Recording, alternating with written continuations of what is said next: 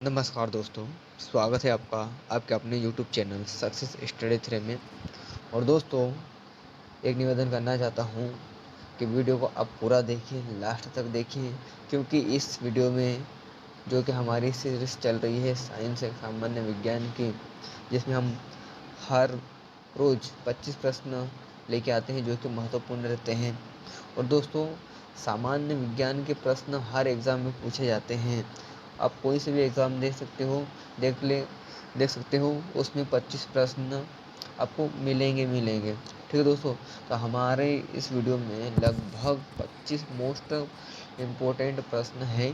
तो दोस्तों, वीडियो को पूरा देखिए, लास्ट तक देखिए, बहुत ही इम्पोर्टेंट वीडियो होने वाला है दोस्तों। ठीक है दोस्तों, और जो लोग चैनल पर नए आए हैं, पहली बार आए हैं, तो चैनल को सब्सक्राइब कर दीजिए दोस्तों, लाइक कर दीजिए और अपने दोस्तों फ्रेंड में शेयर कर दीजिए। चलिए दोस्तों, आगे बढ़ते हैं, ज़्यादा टाइम नहीं लेते। चलिए दोस्तों, पहला प्रश्न है, भोजपत्र उत्पन्न होता है। भोजपत्र उत्पन्न होता है, आंसर है बेटुला की छाल से। किससे होता है दोस्तों?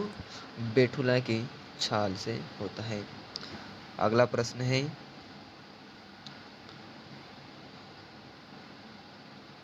पौधे के किस भाग से कॉफी प्राप्त होती है? पौधे के किस भाग से कॉफी प्राप्त होती है? आंसर है बीजों से। आंसर है बीजों से। अगला प्रश्न है, प्रोटीन का सबसे अधिक स्रोत पाया जाता है। प्रोटीन का सबसे अधिक स्रोत पाया जाता है, आंसर है सोयाबीन में। आंसर है सोयाबीन में।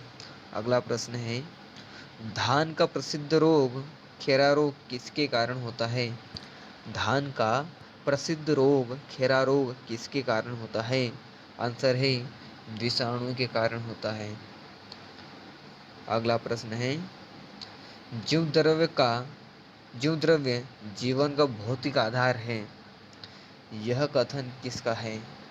जीव द्रव्य जीवन का भौतिक आधार है, यह कथन किसका है?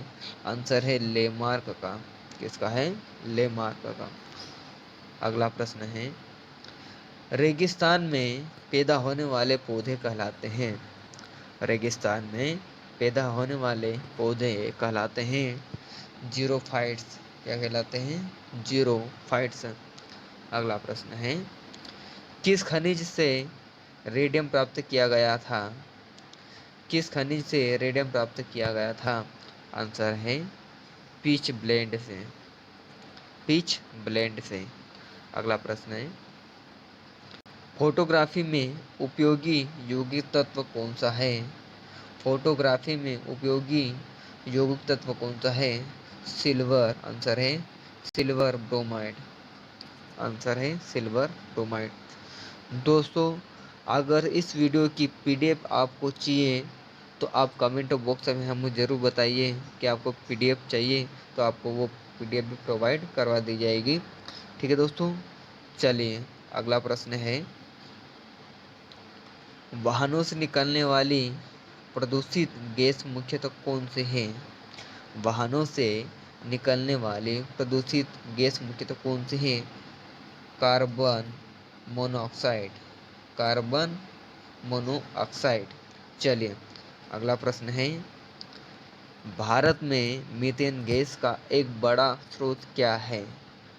भारत में मीथेन गैस का एक बड़ा स्रोत क्या है? आंसर है धान का खेत।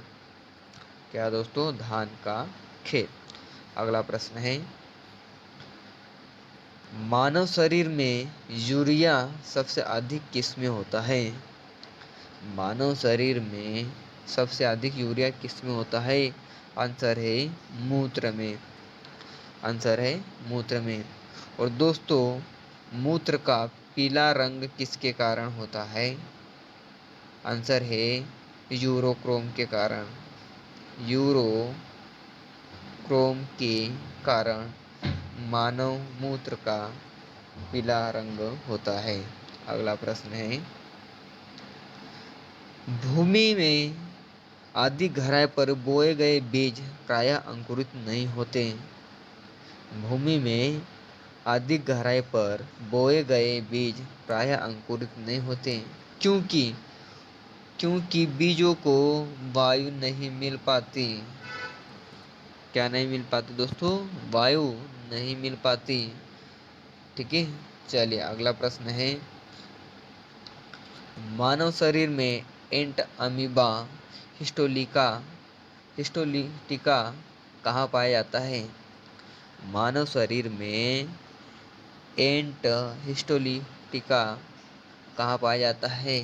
आंसर है आंतों में। कहाँ पर पाया जाता है? आंतों में। चलिए अगला प्रश्न है, मानव के आंसू में कौन सा एंजाइम होता है जिससे जीवाणु मर जाते हैं? मानव के आंसुओं में कौन सा एंजाइम होता है जिससे जीवाणु मर जाते हैं? आंसर है लाइसोजाइम। क्या है दोस्तों? लाइसोजाइम। अगला प्रश्न है, मानव शरीर की किस ग्रंथि को मास्टर ग्रंथि कहा जाता है? मानव शरीर की किस ग्रंथि को मास्टर ग्रंथि मास्टर ग्लैंड कहा जाता है? आंसर है पीयूष ग्रंथि को। पीयूष ग्रंथि और पीयूष ग्लैंड को मास्टर ग्रंथि कहा जाता है। अगला प्रश्न है, किसका अधपका कच्चा मांस खाने से फीताकृमि मनुष्य की आंत में पहुंचता है? किसका अधपका कच्चा मांस खाने से फीताकृमि मनुष्य के आंत में पहुंचता है? आंसर है सुअर का। मांस कच्चा खाने से फीताकृमि मनुष्य की आंत में पहुंचता है। अगला प्रश्न है, ऐसे तत्व जिनमें धातु और अधातु दोनों के गुण पाए जाते हैं वे क्या कहलाते हैं? ऐसे तत्व जिनमें धातु और अधातु दोनों के गुण पाए जाते हैं वे क्या कहलाते हैं? आंसर है उपधातु कहलाते हैं। क्या कहलाते हैं? उपधातु कहलाते हैं। अगला प्रश्न है, वनस्पति विज्ञान के जनक कौन है? वनस्पति विज्ञान के जनक कौन है? आंसर है थियोफ्रेस्टस। कौन है दोस्तों? थियोफ्रेस्टस। थियोफ्रेस्टस ने लगभग 500 प्रकार के पौधों के बारे में बताया था। इनकी एक पुस्तक है दोस्तों हिस्टोरिका प्लांटेरम, जिसमें इन्होंने लगभग 500 प्रकार के पौधों के बारे में बताया है। चलिए अगला प्रश्न है, किसमें ध्वनि की चाल सबसे अधिक होती है? किसमें ध्वनि की चाल सबसे अधिक होती है? आंसर है इस्पात में। इस्पात या लोहे में। ठीक है, चलिए अगला प्रश्न है, एक व्यक्ति घूमते हुए स्टूल पर बाएं फैलाए खड़ा है। एकाएक वह बाएं सिकुड़ लेता है तो स्टूल का कोणीय वेग क्या होगा? स्टूल का कोणीय वेग बढ़ जाएगा। क्या होगा दोस्तों? स्टूल का कोणीय वेग बढ़ जाएगा।